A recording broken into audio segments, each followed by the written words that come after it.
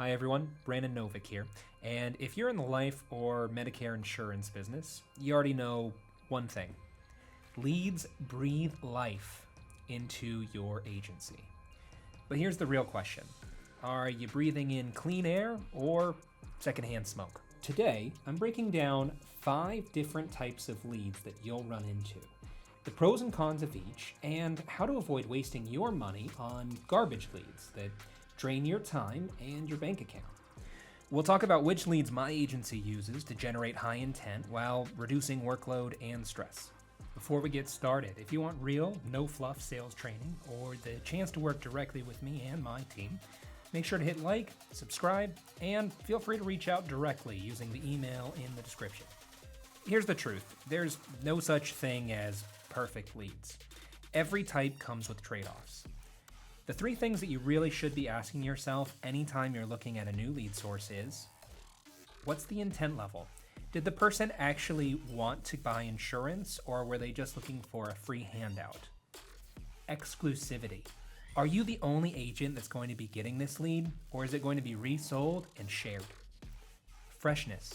How long ago did the lead come in? Is this within a couple of days, within a couple of months, or a couple of years? If you haven't really looked into these 3 items before you get started with any provider of any leads, you're already going in blind.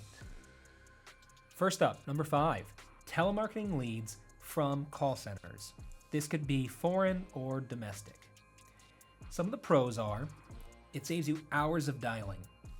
You can also get to hear a voice every single call instead of voicemails. Now, some vendors have also offered buffers as long as it doesn't get excessive and people don't take advantage of it. Now, when it comes to cons, quality is all over the place because we have to kind of conceptualize this. They're a company that the employees get paid for transferring people to you, which means they're going to do anything they can to get a live transfer regardless of the interest level of the client. And so we've had some agents that have come to us and said that the live transfers that are coming in aren't exactly on the same page about purchasing the life insurance or the Medicare product. We've also had a lot of agents that are complaining that they feel like they're wasting time in between the phone calls, sometimes hours at a time. You have to remember that just because they're live transfers doesn't mean that they're back to back. They're going to come in as the calls come in. Cost is usually pretty high on a per live transfer basis, and if you're not careful, you can end up spending hundreds of dollars per day. You have to remember, whenever you're paying for these leads, you're also paying for that other company's payroll, for not just the company owner, but also their staff. Compliance issues. If it's done wrong, you can get in a lot of trouble. The fees can be $20,000 per live transfer that is not compliant. So if you think about that, you get 5 live transfers, you spend a few $100s, and then you can have $100,000 in fines. Now imagine that one of those non-compliant transfers was also a lawyer. Now they're going to start getting very aggressive, and they're going to be chasing after you for those funds and trying to find every other person you've ever talked to. And lastly, we always have to remember, just because we have a voice on the phone does not mean that we have a guaranteed sale.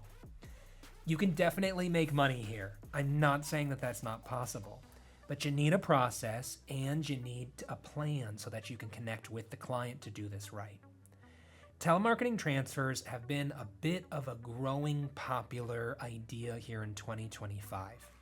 But we found that some of the stats aren't going the way that most agents are anticipating or hoping or even really needing.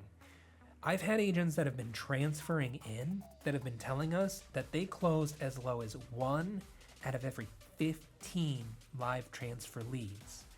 Now, if the live transfer leads cost over $30 per piece, that means that you're spending about $500 per sale. And that's a great way to slowly make sales while also going out of business fast. Next, number 4, the traditional workhorse of final expense and Medicare, the direct mail lead. Now the pros are, They're believed to be higher intent, and they've been a staple of the industry for a very, very long time. The client physically mailed back in the card, and that should show some level of interest.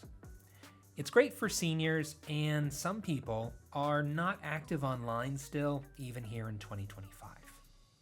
Also, if you do the mail drops yourself, instead of going through a lead vendor, you can typically get exclusivity. Just be careful with a lead vendor because sometimes they can send the scans to other agents, even though they'll tell you it's exclusive. Now here are some of the cons. It takes a long time to get a response, weeks up to months. Some of them can trickle in much later.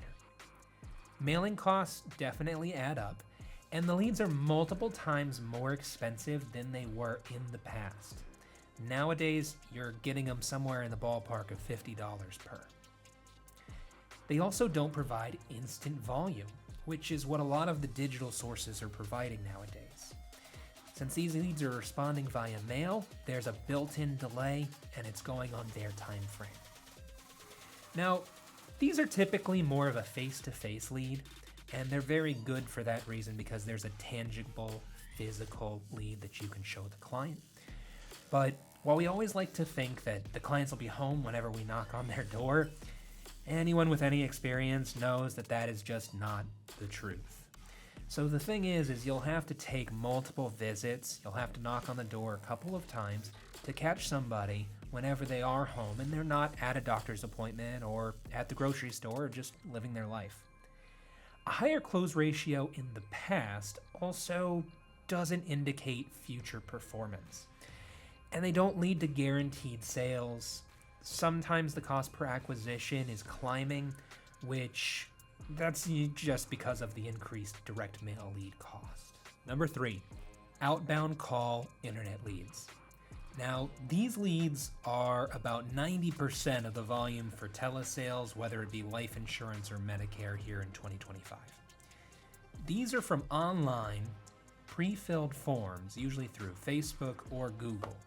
And the ads usually say some pretty sensational stuff, like get $1 million of life insurance in under 10 minutes for $10 a month. Those types of things. Now, the pros are they're fast to generate and they're fast to get to the agents. Also, they are way cheaper up front than pretty much all other types of leads. The cons are you can no longer target specific demographics such as age on certain platforms as of 2025. And don't let a lead vendor lie to you and say that that's not the case, because it is the case here in 2025. They often have low intent if the ad was vague, so if they do have those sensational claims, don't expect the highest intent. Many of these leads are resold multiple times, and don't be surprised if they tell you that another agent called them just 5 minutes before you placed a call to them. And you have to call fast to have that shot. You need to call these leads early and often. This lead type is great if you love the sound of an outbound phone ringing all day. Now, if you notice, there was more cons than positives mentioned here, and that's true, but why are they still the number one lead source here in 2025? And it's simple. If you are only focused on the per lead cost, outbound call leads are the least expensive. And honestly, they are still a safe way to move forward. I thank God, though, that we found an alternative because while these leads have proven success over the years, I don't like making over 200 dials per day so that I can hit my numbers. And I think that a lot of people would agree with me on that. So now we're down to my second favorite type of lead, which is referrals. And that's because they're going to be the highest trust leads that you can get. And this is the last type that we'll discuss before talking about where we make the vast majority of our money with the least amount of effort. So the pros of referrals are they're typically easier to close and they're typically free, but you can also have a referral partner that you do send a referral bonus to. They also often lead to other referrals if you did your job right. Now the cons are they're inconsistent without a process. And it can be really difficult to navigate asking for referrals consistently without coming off as cheap or needy. And I know there's a lot of gurus out there, and they're going to swear that they have a guaranteed referral program and system. But I've just found that over the last 20 years or so, that the best way to get referrals is to just consistently know what you're doing, make the clients happy, and do a great job by exceeding expectations. Then you drop a hint, you mention that you love referrals, but make sure that you don't bribe or beg for them, because that never works out. So finally, my number one current favorite, and favorite for about 5 years, is the inbound appointment request lead. And we found a way to double the average inbound appointment request ratio of the current market, which means we get half the cost and double the opportunity. Now, the pros are people are coming to you without someone having to call them and trying to convince them to stay on the phone so they can transfer them to you. If the client remembers the appointment, they typically remember what it's for. And you have established credibility for the insurance and the product because the client actually knows who you are before they reached out to you instead of the other way around. Now, the cons. Not everyone answers the phone on time, even though we all wish they did. You will still give a price, and then someone will say it's too expensive, or they expected it to be free, or they'll tell you that they need to think about it. You may get too busy as well with your other appointments on the schedule.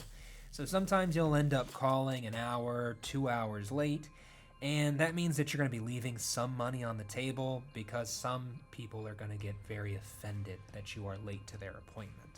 So you have to make sure that you get to them in a timely manner and you manage your time well. Now, when we first put an appointment system into place, when the pandemic was fresh, it was awesome. So we were turning business away if the client wasn't immediately ready. We were just disconnecting the call and going to the next client in line because they typically were ready to go. But nowadays, the market isn't as hot as it was immediately during the pandemic. So really the way that we navigated this was just by shifting the sales process right back to where it was pre-pandemic era, which is making sure that you build trust and value and you make sure that you handle the objections instead of dropping the client immediately and moving on to the next one. And by doing this, my top agents are still writing over $300,000 a year. So I'm really not eager to switch away from this system that has made us so much money over the last 5 or so years. So here's my takeaway. There's no magic bullet. And the agents that win aren't the ones that are always chasing the new hot lead source of the month. The ones that are winning are the ones that have a system, track their numbers, and follow up like their paychecks depend on it because they do. Now, if you want help building a lead strategy that works for your budget, skill level, and schedule, reach out to me directly. My contact info is in the description, and I'll show you exactly how to take whatever leads you have and make them profitable. But before you go, if you could, hit the like button, subscribe, and for more real insurance training, feel free to reach out to me directly if you're ready to talk.